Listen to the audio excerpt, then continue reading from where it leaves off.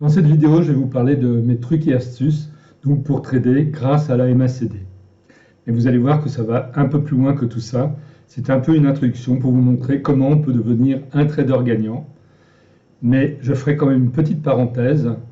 Il y a une énorme différence entre un trader qui fait du trading occasionnel et un trader qui veut vivre du trading. Car pour vouloir vivre du trading, c'est un petit peu comme dans le sport. Il y a les sportifs du dimanche et puis il y a les sportifs de haut niveau. Si vous voulez vivre du trading, c'est un peu comme pour les sportifs de haut niveau. Eh bien, il va falloir vous former. Il va falloir apprendre à comment faire, disons, pour acquérir un tel niveau. Et c'est sûr que ça n'arrive pas en une journée. Donc ça, il faut en être conscient. Et donc, c'est un choix à faire et savoir ce que l'on veut faire. Est-ce qu'on veut rester un trader occasionnel ou est-ce qu'on veut avoir en objectif de pouvoir vivre du trading? Donc toute la difficulté va être là, déjà faire ce premier choix. Alors dans ce type de vidéo, personnellement, moi je m'adresse plutôt à ceux qui ont décidé de vouloir vivre du trading. Bon, pour les autres, vous pouvez très bien m'écouter, suivre mes conseils comme ça. Mais bon, je sais très bien que vous n'arriverez jamais à un niveau vous permettant de vivre du trading. Donc personnellement, moi ça ne m'intéresse pas. Je suis assez dur là-dessus, mais bon, il faut savoir être sélectif et s'adresser aux gens qui veulent vraiment sortir entre guillemets, de la rat race dans laquelle ils sont actuellement. Alors, pour pouvoir vivre du trading, déjà une chose, il faut bien savoir que on n'atteint pas tout de suite ses connaissances. Et le gros problème, ça ne va pas être d'avoir une méthode de trading. La méthode de trading, c'est vraiment accessoire. Ce qu'il faut comprendre, c'est que pour vivre du trading, il faut énormément travailler sur la confiance en soi.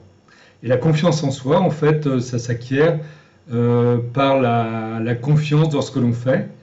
Et la confiance dans ce que l'on fait s'acquiert par la formation et la connaissance de son environnement. Alors, il faut savoir déjà que dans le trading, comme je vous le disais, ce n'est pas une question de méthode de trading. Une méthode de trading, vous pouvez très bien avoir une méthode de trading qui vous donne même que 50% de coefficient de réussite et vivre très bien du trading. Hein, il ne faut pas chercher obligatoirement d'avoir des 80-90% de réussite, car il faut comprendre que mathématiquement, ce n'est pas le pourcentage de réussite qui vous fait gagner, c'est l'argent que vous arrivez à récolter en finale. Je vous donne juste un exemple simple. Si vous gagnez 10 US dollars à chaque fois que vous gagnez, et quand vous perdez 1000 dollars, bah c'est clair que vous pouvez avoir 90% de réussite et être perdant au final. Donc il vaut mieux se focaliser sur les choses qui sont importantes. Et la première des choses qui est importante, c'est savoir que donc pour avoir la confiance en soi, c'est savoir que tout se passe au niveau des statistiques et donc il faut essayer d'arriver à avoir un avantage statistique par rapport au marché. Donc ça c'est vraiment le premier but et c'est ce qui va vous permettre vous de gagner de la confiance en vous, car à partir du moment où vous raisonnez en statistiques, vous savez très bien que vous allez avoir des pertes et les pertes font partie du trading. En fait, un trader qui gagne est un trader qui, à chaque fois qu'il a une perte, il se dit qu'il se rapproche de la victoire, alors qu'un trader qui perd, lui, en fait, prend une perte, il le prend en pleine figure à chaque fois et se démoralise au fur et à mesure. Et plus il se démoralise, eh bien, plus naturellement son trading devient mauvais, plus il perd et en final, il finit même certainement par abandonner le trading en disant que c'est vraiment de l'utopie, personne ne peut gagner avec ça. Il y a quand même une raison pourquoi, en fait, il n'y a en gros dans les statistiques que 5% des traders qui sont gagnants et pourtant, il n'est pas si difficile de faire partie de ces 5% de traders gagnants à condition de se donner des moyens et de se former. Donc dans cette vidéo, je vais tout d'abord vous montrer comment on peut utiliser la MACD pour sélectionner déjà les supports à trader. C'est très important. Parce que pourquoi trader des supports qui vont vous faire perdre en statistique beaucoup plus souvent que d'autres? Donc déjà, plus vous aurez de possibilités de gagner et plus vous allez gagner donc de la confiance en vous et vous deviendrez un meilleur trader. Ça, c'est vraiment très important. Ensuite, je vais vous montrer en application comment on peut utiliser ce que je vous ai montré, donc ce que je vais vous montrer au niveau des statistiques pour pouvoir gagner et beaucoup plus souvent, simplement par l'observation et savoir où regarder. Alors aujourd'hui, je vous parle de la MACD. La fois précédente, je vous avais parlé de la stochastique. Eh bien, la MACD, c'est pareil. Il faut savoir où regarder pour pouvoir gagner avec. Alors certes, on peut parler de divergence, de choses comme ça. Dans cette vidéo, je ne vous en parlerai pas. Parce que vous pouvez très bien, avec simplement des petits détails, devenir gagnant à condition de vous focaliser dessus. Je vous montrerai également comment appliquer ce que je vais vous montrer au niveau de la MACD et l'appliquer avec d'autres méthodes. Par exemple, si vous utilisez la méthode Ishimoku-Kinkoyo ou les formes harmoniques, eh bien, comment vous pouvez augmenter votre coefficient de réussite si jamais vous respectez certains principes que je vais vous avoir inculqués sur la MACD. Et en finale, je vais vous montrer ma journée de trade d'hier qui était basée également sur des tradings avec la MACD. Alors, avant de parler de mes trucs et astuces, je voulais vous montrer tout simplement qu'avec la MACD, on peut faire exactement la même chose qu'avec la stochastique, ce que je vous montrais dans ma vidéo précédente. C'est-à-dire que quand vous tracez une ligne par rapport au plus haut de la MACD, qui est ici par exemple, là, vous avez un point. Là, vous avez la MACD qui est passée au-dessus de sa ligne signale, qui est repassée en dessous, donc ça fait un sommet. Vous tracez une ligne verticale, vous voyez que ça monte, malgré que ici, on pourrait croire que c'est une divergence baissière. Eh bien, en fait, quand on regarde comme ça, ce n'est pas une divergence baissière. Et ça, c'est important de le noter, parce que beaucoup se font piéger avec les histoires de divergence, parce qu'ils ne comprennent pas toujours que il faut regarder également ce qui se passe au niveau des sommets de l'indicateur pour voir s'il y a une baisse de momentum ou pas. Et là, on voit bien qu'il n'y a pas de baisse de momentum, il y a augmentation du momentum. Donc, il n'est pas du tout intéressant, par exemple, de partir en vente à cette bougie-là, hein, parce qu'on a de fortes chances d'aller dans le décor, hein, donc de perdre un trade. Ensuite, vous voyez, là, vous avez un autre sommet. Vous voyez, ça monte fortement. Un autre sommet, ça monte fortement. Un autre sommet, ça monte fortement. Vous voyez, donc, on peut, grâce à la MACD, en procédant comme ça, éviter les pièges de certaines divergences, hein, ce qui ne veut pas dire qu'il n'y a pas des divergences qui peuvent être intéressantes, mais elles ne sont pas toutes à prendre au premier degré. Donc il faut savoir regarder dans le graphique pour pouvoir donc ne pas faire d'erreur. Alors maintenant, je vais vous parler comment sélectionner en fait les supports à trader, les meilleurs supports à trader. Ce qui ne veut pas dire que les autres, vous ne pouvez pas les trader, mais simplement vous aurez de moins bons résultats en trading. Donc comme toujours, si vous voulez avoir un maximum de confiance en vous, eh bien, il vaut mieux trader les supports qui vous donneront de meilleurs résultats, plutôt que de se donner un bâton pour se faire battre, et puis partir sur des supports qui vont vous causer plus d'ennuis que de gains. Alors, avec la MACD, vous voyez, il faut bien comprendre une chose, c'est qu'elle fait des va-et-vient entre des plus hauts, un plus bas, un plus haut, et ça passe. C'est articulé par rapport à la ligne 0 de la MACD, et on dit que, en général, quand la MACD est au-dessus de 0, on est dans un marché acheteur, et quand la MACD est en dessous de 0, on est dans un marché vendeur. Donc moi, ce qui m'intéresse, c'est de savoir comment ça se passe en fait quand il y a un passage de la MACD négative à la MACD positive ou vice-versa. Donc est-ce que ça se passe bien ou est-ce que ça se passe pas bien? Donc moi, j'ai fait une petite étude, je vais vous montrer hein, sous Excel. Et j'ai pris tous les passages sur T je me suis intéressé quand la MACD passait au-dessus de 0 et que sa ligne signal était passée également au-dessus de 0. Je veux qu'à ce moment-là,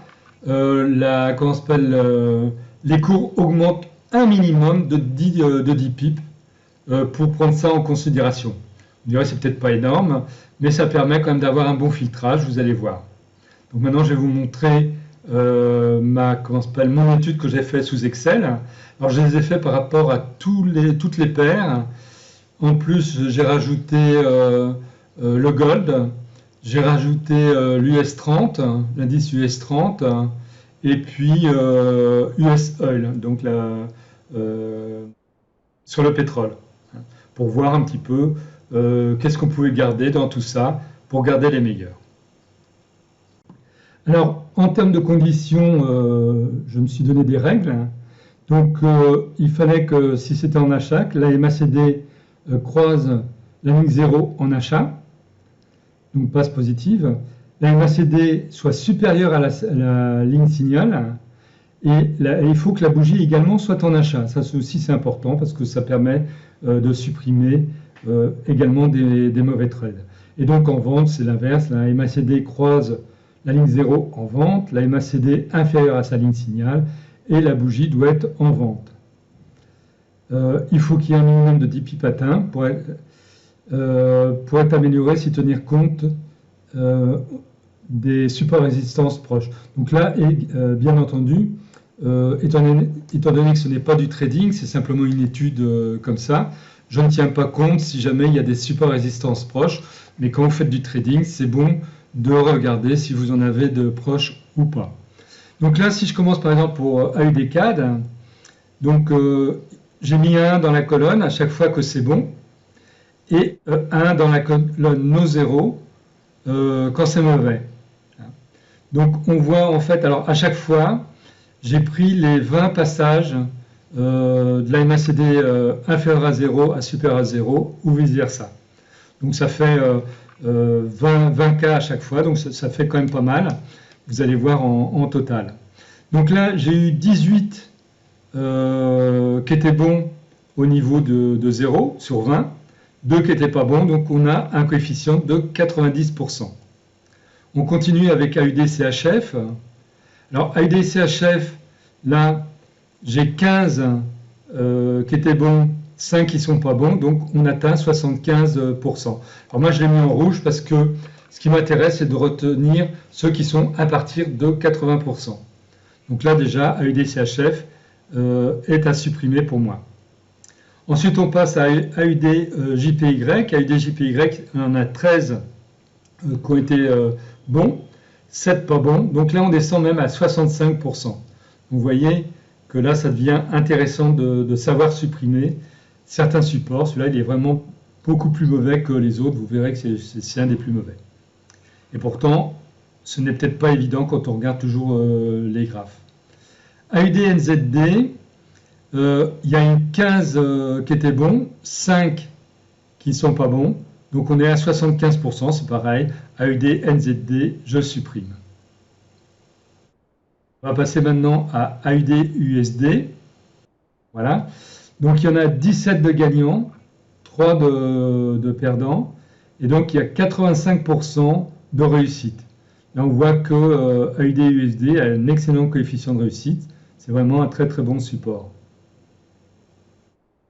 On va passer à CAD-CHF.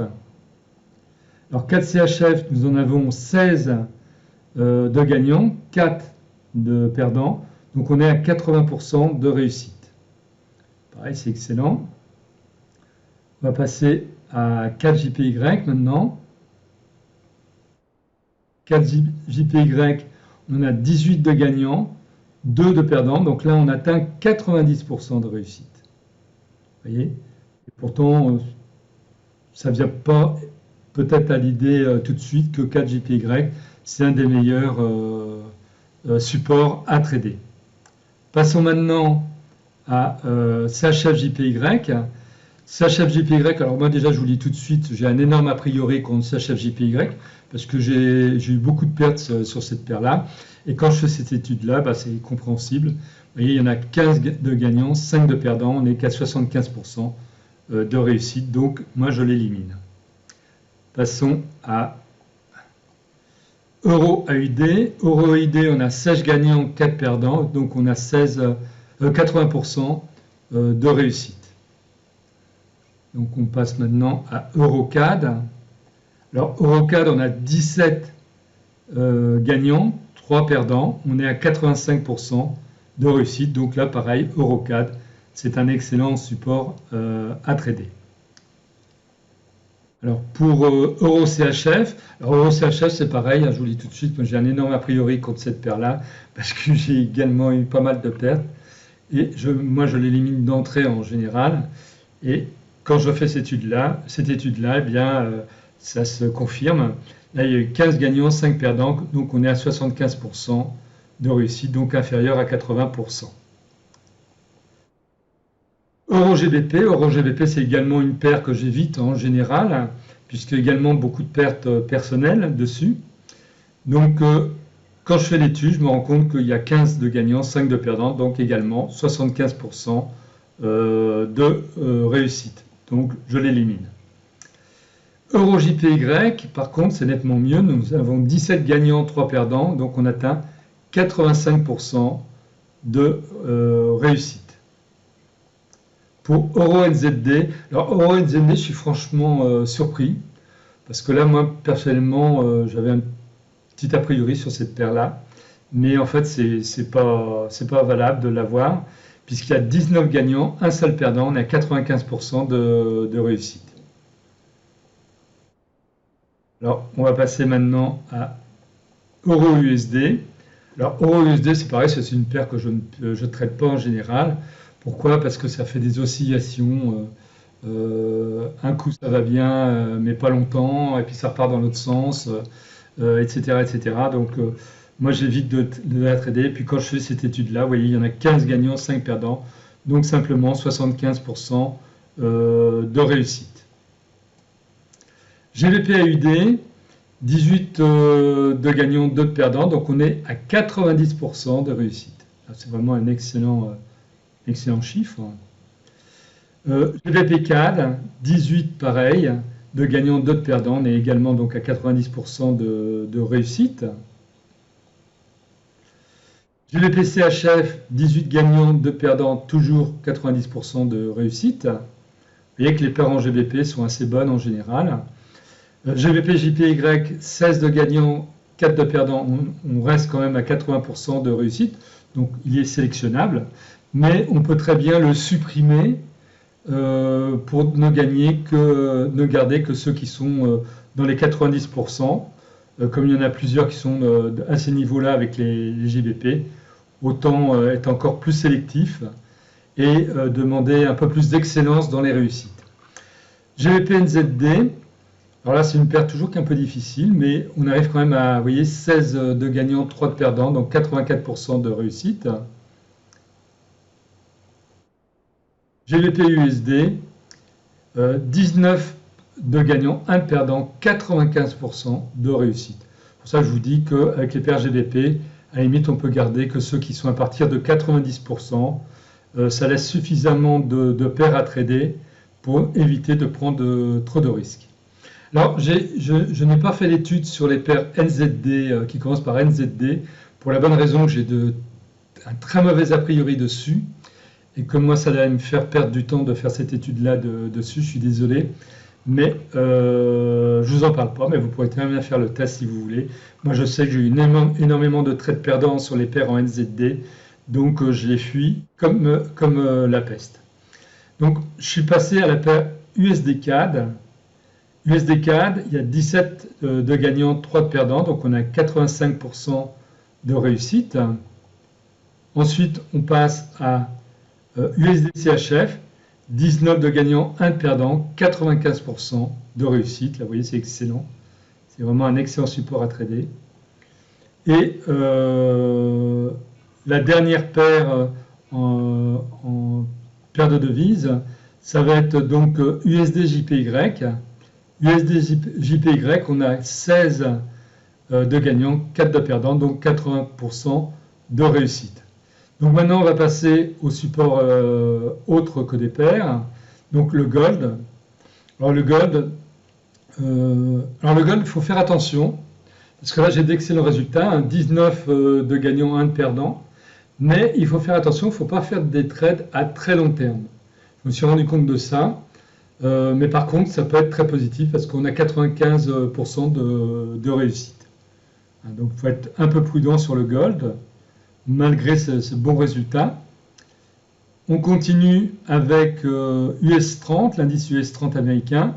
Alors il y a 13 de réussite, 7 de perdants. On descend à 65% de réussite, donc moi, non, c'est pas la peine. Je l'évite maintenant. Ça m'arrivait avant de le trader, mais maintenant je l'évite.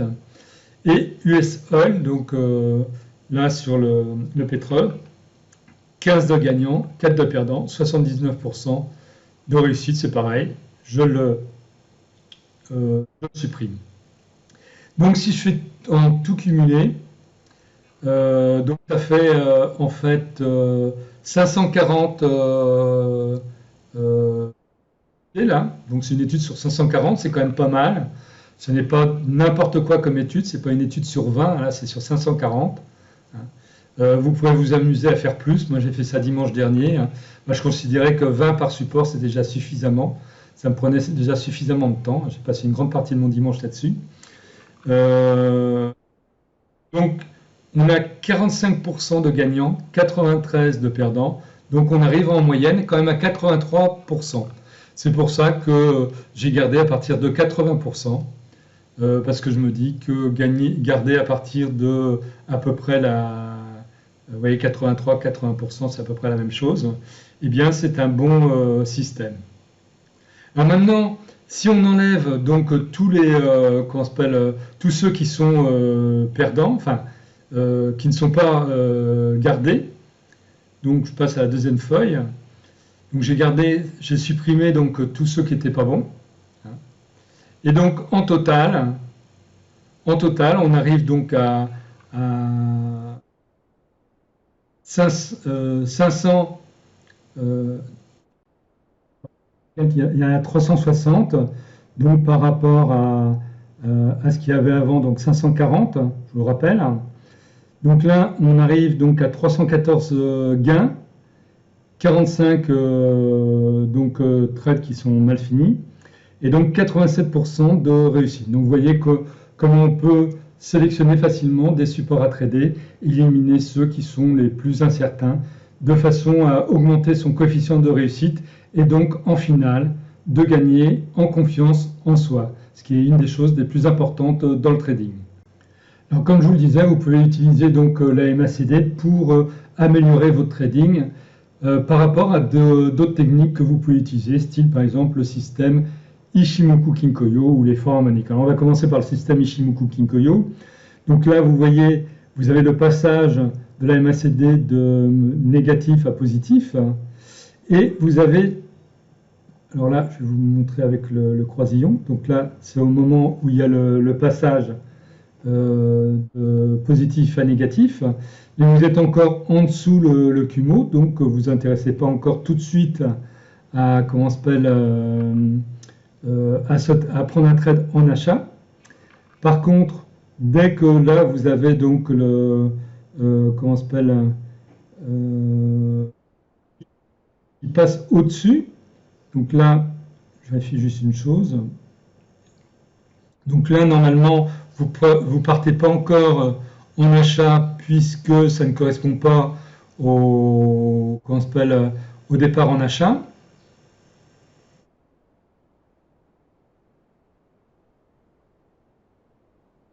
Voilà.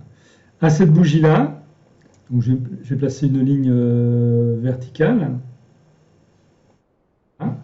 À cette bougie-là, vous regardez ce qui se passe. Vous voyez que la MACD est assez en force et d'une façon, je dirais, égale.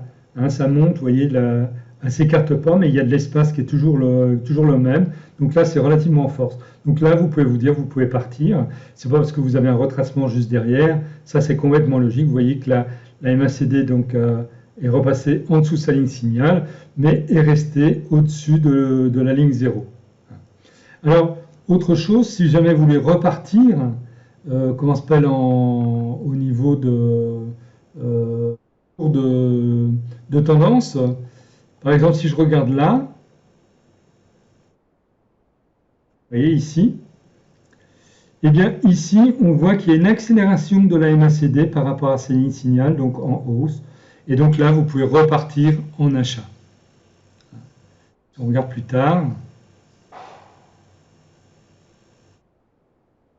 là c'est pareil, il y a accélération au niveau, vous voyez la ligne signal par rapport à la MACD par rapport à sa ligne signal. Et là c'est pareil, vous pouvez repartir en achat. Là également, vous avez une accélération de la MACD par rapport à ces lignes signal, vous pouvez repartir en achat. Vous voyez même que le dernier trade, là je ne vais pas tous les faire, mais juste. Vous voyez au plus haut, ça faisait 40 pips à peu près. Donc c'est pas inintéressant. Maintenant je vais vous montrer par rapport aux formes harmoniques. Je vais repérer quelques cas. Donc par exemple, si je prends AID-USD en H1, ici vous avez une bullish Black Swan, vous voyez, et là je vous mets le point D. Le point D est donc ici, la bougie suivante, voilà, il est là. En plus, là, c'est un inverteur hammer. Donc, ceux qui procèdent ma formation Forex Ultimate, vous voyez les possibilités qu'il y avait. C'était vraiment excellent. Mais, comment s'appelle, si vous regardez la MACD, vous attendez que la MACD s'écarte. Vous voyez, là, elle s'écarte, elle fait vraiment un angle comme ça. Elle s'écarte, là, vous pouvez partir. Et vous aviez déjà un bon début de trade. Je vais passer à 4 JPY maintenant. 4 JPY, donc là c'est une Bearish Shark 3. C'est justement pour vous montrer que là, et ben là il faut attendre, vous ne pouvez rien faire pour l'instant, puisque vous voyez que donc le point D était donc ici. La MACD ne s'écarte pas, au contraire, donc pour l'instant il n'y a rien à faire. Il va falloir attendre qu'il y ait vraiment un écart de la MACD pour faire quelque chose.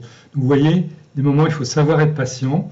Et en observant la MACD, bah, vous pouvez attendre une bonne possibilité. Donc là, si vous regardez la vidéo ce matin, surveillez et vous tradez avec les formes harmoniques, surveillez donc 4 JPY en H1. Il y a peut-être une opportunité de trade en vente à faire si la MACD devient correcte à ce niveau-là. On va passer à USD-CAD.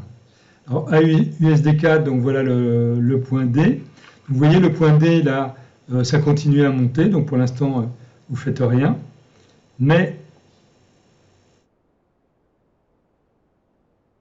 vous voyez là l'écart maintenant qui se crée entre la MACD et sa ligne signal. À partir de ce moment-là, vous pouvez partir. Et puis là, ça faisait un bon trade. Là, moi, j'ai fait un trade dans la journée hier, ici, sur un système avec la MACD. Alors, je vais finir avec le gold. Le gold, ici, nous avions une forme harmonique, donc là le point D est ici. C'était une bullish Black Swan. Donc vous voyez, le point D est ici, mais il y a une faiblesse au niveau de la MACD ici. Donc vous attendez.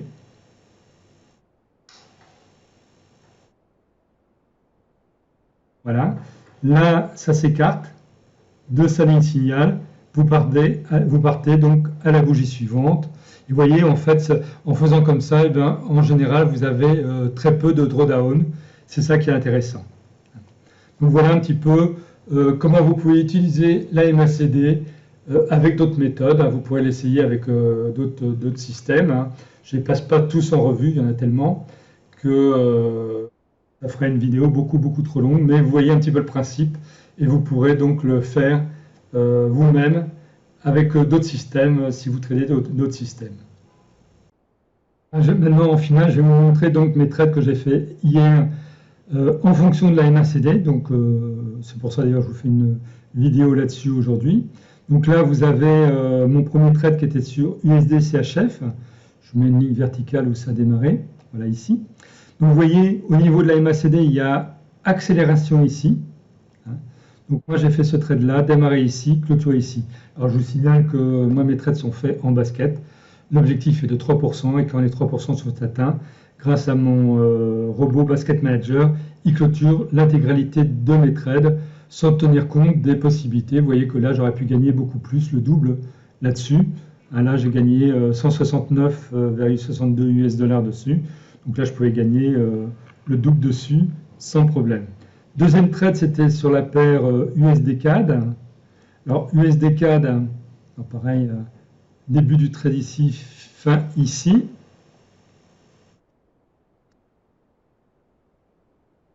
Voilà. Pareil, donc vous voyez la MACD s'écartait plus, il y a une accélération là. Hein. Donc là, il y avait déjà une accélération ici, j'aurais pu partir avant. J'étais pas prêt à ce moment-là. Et là, il y a une accélération. La MACD, elle est passée en dessous de 0. Je me suis positionné, ça clôturait là. Pareil, j'aurais pu gagner beaucoup, beaucoup plus. Là, j'ai gagné que 27 US dollars 33 dessus, du fait de ma gestion en basket. Mais bon, au final, j'ai quand même fait 3%. Il y en a beaucoup qui voudraient faire 3%, je pense, par jour. Là, là c'est un tout petit trade qui m'a rien donné du fait toujours de ma gestion en basket. À 14h07, fini à 14h58. Vous voyez. Donc là, dans la bougie, démarrer ici, fini là. Alors là, ce qu'il faut regarder, donc, c'est au niveau de la MACD.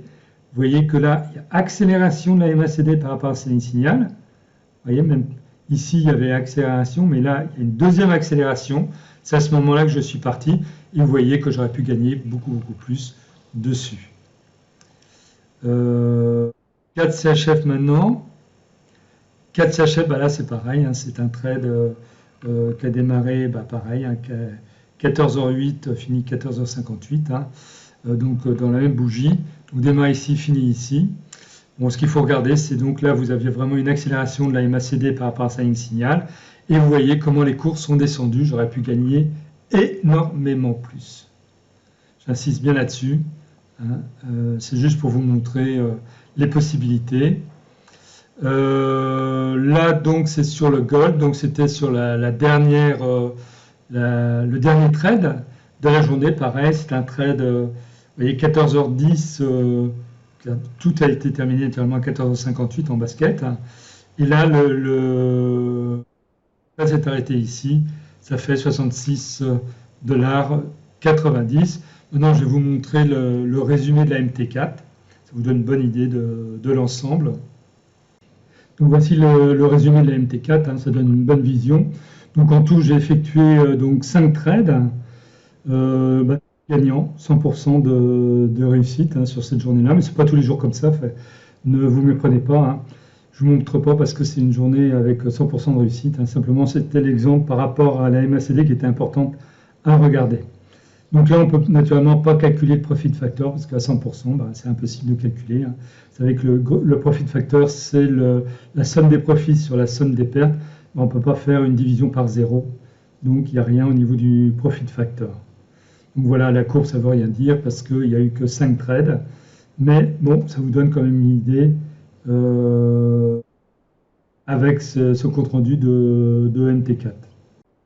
Alors, avant de vous quitter, je vous rappelle que si vous voulez me contacter directement, vous pouvez le faire à l'adresse email forextradingcoaching@gmail.com. Si vous êtes intéressé pour vous former ou sur le trading ou sur d'autres choses d'ailleurs, parce que mon éditeur s'occupe de bien d'autres choses, comme il s'occupe par exemple de l'expatriation, il y a tout un tas de trucs, vous verrez. Vous pouvez aller sur le site espritargent.com. Et si vous voulez être informé de la sortie des vidéos et des articles que je fais, eh bien dans le descriptif de cette vidéo sur YouTube, vous avez donc un lien pour vous inscrire sur une liste et être informé au fur et à mesure de la sortie des vidéos. Et en dernier lieu, vous avez également un lien pour avoir une méthode gratuite que je mets à votre disposition. Donc celui qui débute dans le trading, ça lui permet de faire ses premiers pas dans le trading tout en partant sur de bonnes bases. Voilà, il ne me reste donc plus maintenant qu'à vous souhaiter d'excellents trades et puis à bientôt pour une nouvelle vidéo. Au revoir.